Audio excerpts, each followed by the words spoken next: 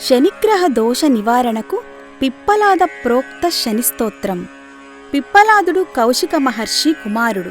కౌశికుడు తన కుమారుడిని పోషించలేక ఒకరోజు అడవిలో వదిలేసి వెళ్ళిపోతాడు.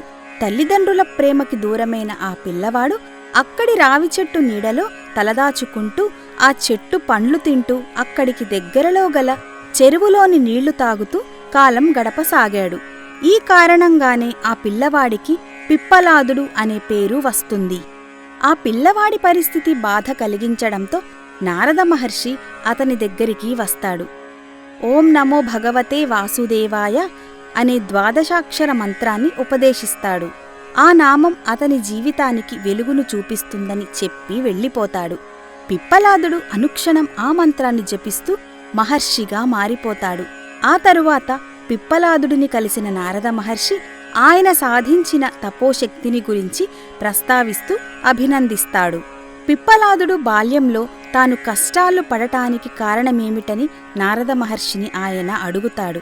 శనిదేవుడే అందుకు కారణమని నారదుడు చెప్పడంతో ఆ మహర్షి ఆగ్రహావేశాలతో శనిదేవుడిని గ్రహమండలం నుంచి కిందకి లాగి బాల్యదశలో ఎవరినీ పీడించవద్దని హెచ్చరిస్తాడు. ఇంతలో దేవతలంతా అక్కడికి చేరుకొని పిప్పలాదుడికి నచ్చజెబుతారు. ఆయన శాంతించి శనిదేవుడిని తిరిగి గ్రహమండలంలో ప్రవేశపెడతాడు.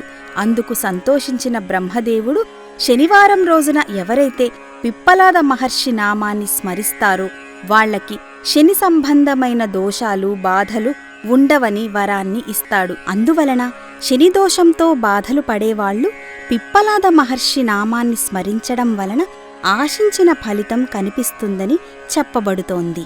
ఇప్పుడు పిప్పలాద ప్రోక్త శనిస్తోత్రం విందాం. కోణస్థ పింగళో ప్రభు కృష్ణో రౌద్రోంతకో యమః శౌరః శనైశ్చరో మందః పిప్పలాదేన సంస్తుతః నమస్తే కోణ సంస్థాయ పింగళాయ నమోస్తుతే నమస్తే బభ్రురూపాయ కృష్ణాయ చ నమోస్తుతే నమస్తే రౌద్రదేహాయ నమస్తే చాంతకాయ చ నమస్తే యమసంజ్ఞాయ నమస్తే సౌరయే విభో నమస్తే మందసంజ్ఞాయ శనైశ్చర నమోస్తుతే ప్రసాదం కురు దేవేశ దీనస్య ప్రణతస్య చ. ఈ స్తోత్రం నిత్యం పఠించడం వల్ల శని దోషాల నుండి విముక్తి లభిస్తుంది, శని అనుగ్రహం లభిస్తుంది మరియు శని వల్ల వచ్చే కష్టాలు తొలగిపోతాయి.